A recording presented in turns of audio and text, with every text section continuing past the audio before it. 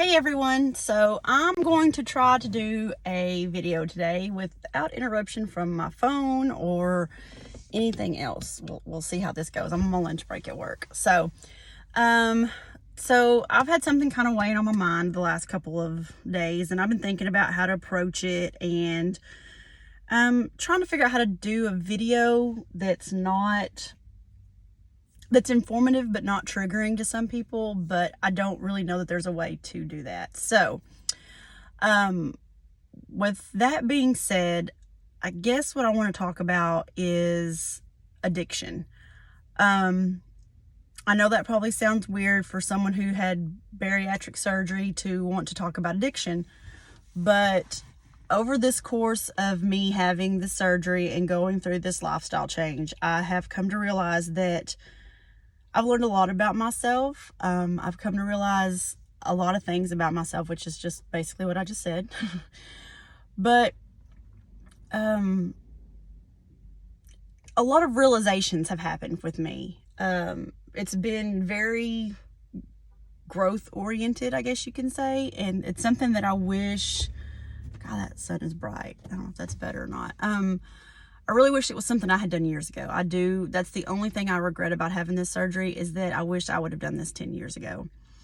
But obviously I wasn't in the mind frame to do it 10 years ago, and it happened when it happened. So with that being said, and you know, everyone can come at me saying I'm wrong, but I believe that everybody has some sort of addiction, some sort of vice, some sort of thing that they need and they crave to survive. And that's okay, but some addictions are good, some addictions are bad.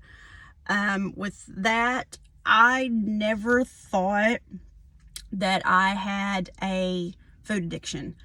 I'm still kind of up in the air regarding that food addiction, if I have one or not, or if I had one or not. I feel like I don't have it anymore. I can say before surgery, I planned things around meals. It's like I never was a big breakfast eater, but it was like, okay, what am I going to have for lunch? And then after lunch, okay, well, I need to prep for supper. What do we want for supper? I feel like as a society, we gear a lot of our functions, our social functions, around eating and around food. And if you take out, I'm sorry, I've got something in my eye. If you take out that piece of it, I don't think people would know what to do, how they would know how to socialize without having it gathered around some kind of food or some kind of meal. So as kids, we're taught different things. Some parents make their kids eat everything on their plate or try all their food. Some parents make their kids clean their plate. That's something that I have had to retrain my brain, is to not worry about cleaning my plate and knowing that it's okay to leave food on my plate. That's been very difficult because my whole life it's always been clean your plate, don't leave food, don't waste food, and if you do, take leftovers home. It's okay to not clean your plate. It's okay to order smaller sizes. It's okay to take leftovers home. So like I said, I don't necessarily know that I had a food addiction. I do know that I did eat too much food. It wasn't necessarily bad food. Well, it was bad foods, but I didn't overeat. Anyway, I've kind of gone off on a little tangent here. That's not really what I want to talk about. I want to talk about addiction in general. It has been proven, and I've looked it up, that a lot of people that have some kind of food addiction, that once they have the surgery, they either get over that food addiction, which I basically have. I don't center my day around food. I try to remember to eat. I don't plan my days around food or events around food. I try to find other things to do besides going out to eat. I don't go out to eat hardly at all anymore. I don't eat fast food. I don't know when the last time I went through a fast food drive-through line was. Sorry, I gotta hang now. That was probably gross, but whatever. But So that has changed for me. A lot of people who've had this surgery, like I said, either keep that food addiction and don't learn to eat the proper way and don't learn how to use the surgery as the tool that it's meant to be used for. Other people move into a different type of addiction. They warn us not to drink after surgery, like at all, because there have been a multitude of people who have had bariatric surgery who become alcoholics afterwards. One, drinking for us, we absorb the alcohol a lot quicker because our stomach's a lot smaller and we can't have as much alcohol. And,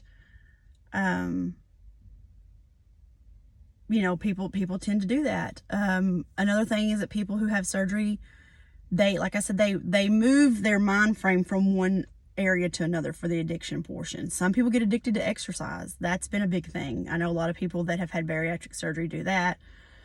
Some people, it's spending or shopping. Unfortunately, I have realized in the last probably 2 weeks that has been mine. I never really thought I had a food addiction, but I do realize that I'm shopping a lot more and I'm buying a lot more, and it's hard for me to say no when I see something that I want or see something on sale. I'm not in debt or anything like that, but I could have had a lot more money if I wasn't buying so much stuff. Part of that is because I feel so much better. I can wear cuter clothes. I can wear cuter shoes. Shoes fit better. So that's something that I'm actively working on right now to better myself, is to quit spending money and try to save my money and filter that energy, I guess you can say, or that need somewhere else. And I'm hoping that I can filter that into exercise. Not that I want to get addicted to exercise, but to make it more of me getting into shape and toning up and, using that outlet somewhere else.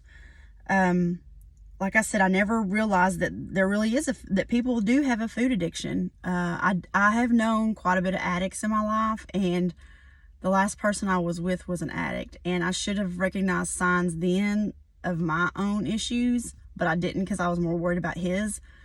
But his addiction went from one drug to another drug to shopping to spending to eating, back to another drug. He was constantly having to have something coming to him to fulfill his need. And right now, mine has been shopping. Mine has been spending. I get excited about buying something new, buying new clothes, buying clothes that fit me better, buying new shoes, getting that package from Amazon in the mail, or getting a package in the mail, period. And that's something I'm aware of and I need to actively work on.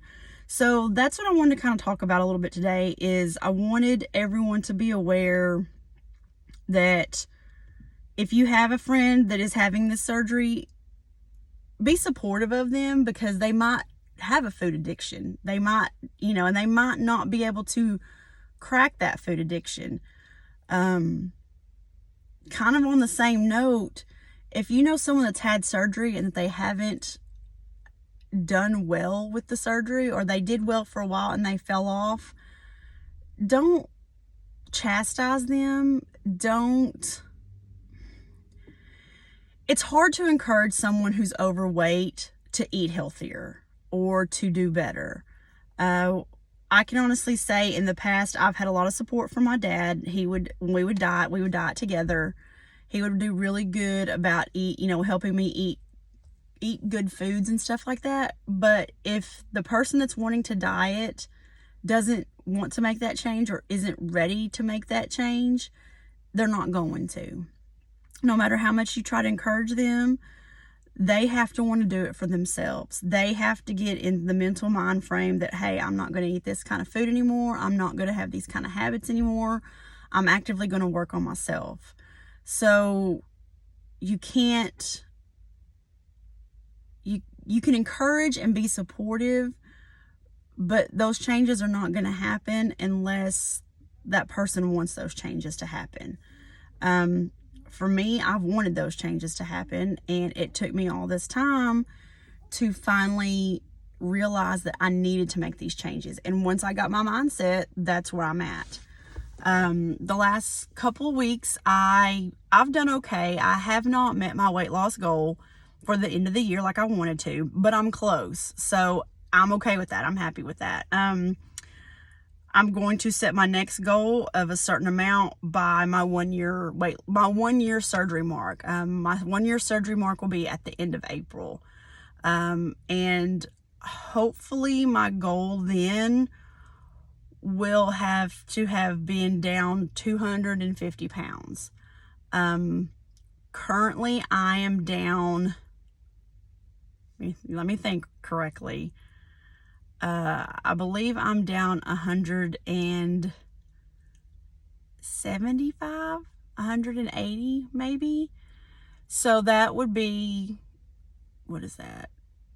60 pounds in like 4 months, which, I mean, it can be done. I need to set my own pace. I need to start exercising more. I do exercise, just not enough. I make excuses sometimes not to go, but I've joined a class at the gym and it is fun and I like it. So I've just got to get more motivated, quit spending money and go to the gym instead, and